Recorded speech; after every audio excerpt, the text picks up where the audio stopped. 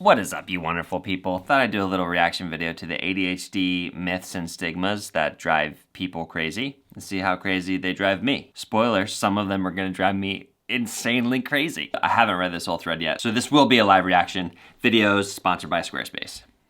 So, back in September, Courtney ADHD said ADHD myths and stigmas that drive you crazy, go. Her first one that she wrote was, just set a reminder, which I could see why that would drive someone crazy. And actually, a lot of these probably have a good amount to do with something called demand avoidance. It's actually like a diagnosable thing, I believe. I think that's called pathological demand avoidance. Maybe to a slightly lesser degree, a lot of people with ADHD struggle with the idea that if you tell me to do something, it makes me not want to do it. Or if I feel like I have to do something, then I don't want to do it. Even if it was something that I generally would like to do or want to do, if I have to do it, then I don't want to do it. And I've talked about this with so many of my friends who have ADHD, and it is truly mind-boggling. The amount of, I don't know, it just really drives you crazy because you're like, no, I wanted to do that. Why don't I want to do it anymore? And it really boils down to this demand avoidance. So,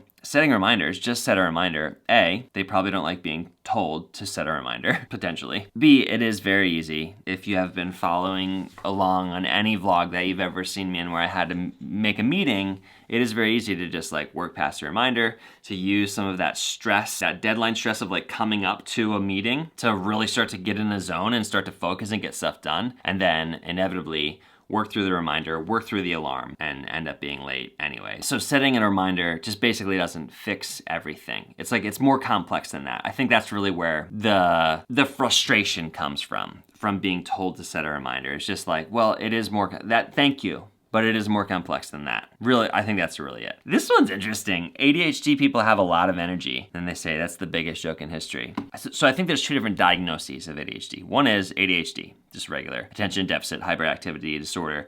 And then the other one, which I was technically diagnosed with, is attention deficit hyperactivity disorder without mention of hyperactivity. So there really is, like I think even among the diagnoses, there is room for the quote-unquote ADHDers who don't have a lot of energy. Yeah, I think it's just one of those things. It's like, it's hard to put any group of people into a category, right? It's like, you can't just make the blanket statement that ADHD people have a lot of energy because oftentimes they don't have a lot of energy. What I used to always say, and still say probably to this day, is I do have a lot of energy. I just also burn a lot of energy. I burn up my energy. So I can become very exhausted. So there's definitely times when I just like feel like falling asleep. Amber always laughs because I can sleep literally anywhere. Like one time I was outside playing with the kids and I just like laid down on the cement sidewalk and fell asleep. So I burn a lot of energy. There's definitely times when I have a lot of energy and there's times when I have absolutely zero energy. There's a lot of complexities in ADHD is what I'm trying to say. It's Cara Johnson said in quotes, "Have you tried making lists?" I think that one's good for just like, you know, when things that work for a lot of people work for you too. I think it's easy to be like, oh, maybe this would work for someone with ADHD. Like, yeah, I have issues with remembering what to do and that sort of thing. So maybe lists would work. And I think, you know, I do actually make a lot of lists.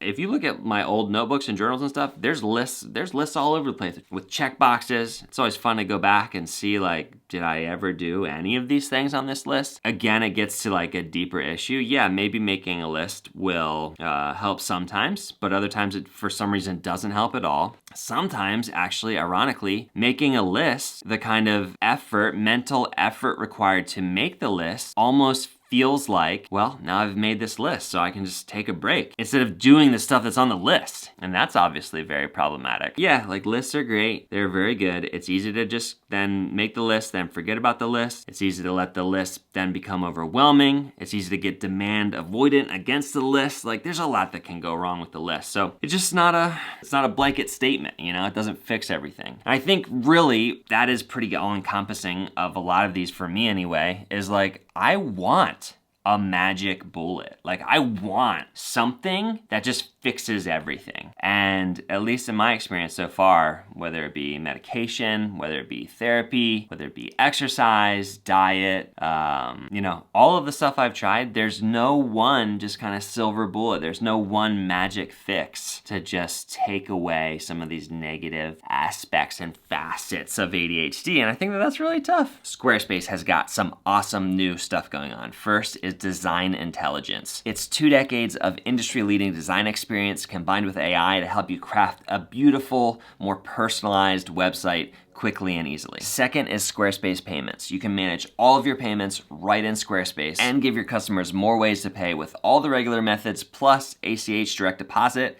Klarna, Afterpay, Apple Pay, and ClearPay. And lastly, right along with that, Squarespace invoicing. You can send estimates, proposals, contracts, and invoices right through your Squarespace site. Makes it super easy for your customers and for you as a business owner. If you want to try it out, go to squarespace.com for a free trial. And then when you're ready to launch, go to squarespace.com/CodyWarner to get 10% off your first purchase of a website or domain. Ooh, Bumblebee 907 said that ADHD is basically just squirrel. And this one's interesting because I do know a good number of ADHDers who really resonate with like the squirrel definition of ADHD, which is basically like, it's easy to get distracted. That's like the basic, you have this dog and he was in Up and like he'd be mid-conversation and he'd notice a squirrel, or maybe you've seen a real dog in real life do this where like they're focused on one thing, but then they see something. And I resonate with that. I resonate with that for sure. But again, I just think ADHD is kind of so much more than that. It's the struggle is a lot more complex than just being easily distracted,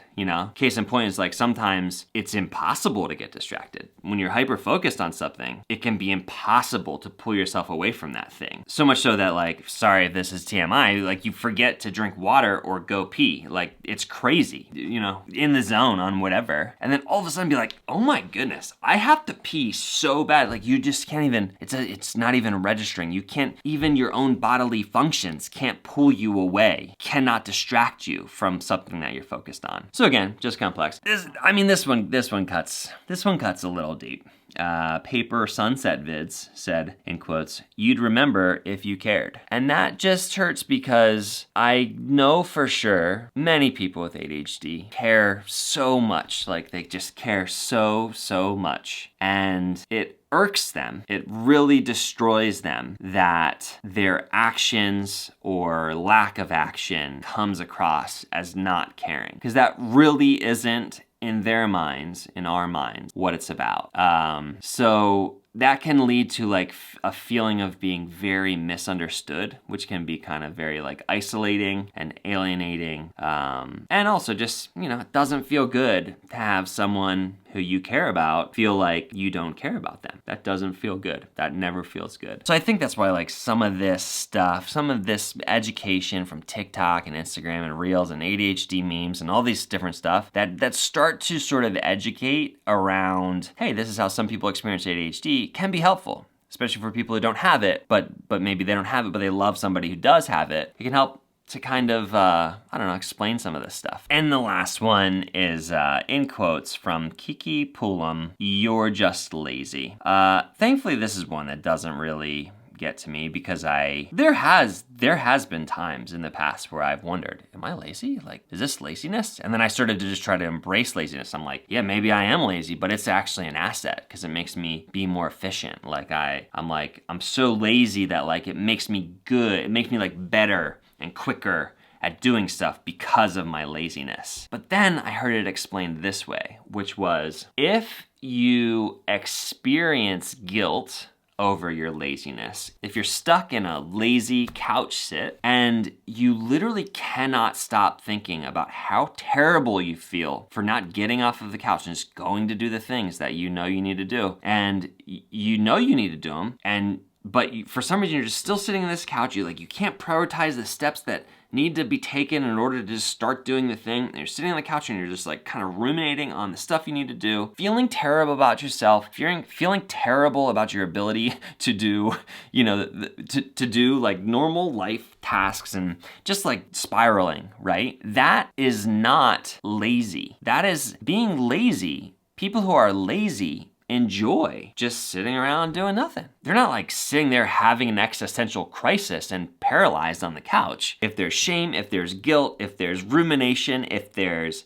kind of if there's sort of a constant thing spinning in my head when I'm sitting there being quote unquote lazy, that is much more likely a symptom of ADHD than laziness. And I thought that was a really cool way to explain it. You know, it all comes down really to the definition of words, but it also has a lot to do with like your self-image, your self-confidence. All that stuff is really important. So if you consider being lazy something that's negative, then I think it is beneficial as someone with ADHD to understand what laziness is and what it is not. I absolutely love talking about this stuff. I love some of the comments that you've written about your experiences with ADHD or people you love with ADHD. And I literally just ran into a friend, an old friend tonight, who said, yeah, I miss your vlogs, but you know what I really miss is your ADHD stuff. And I was already working on this video. So I don't know, that's really encouraging to me. And yeah, thanks so much for being here. I'll see you in the next one.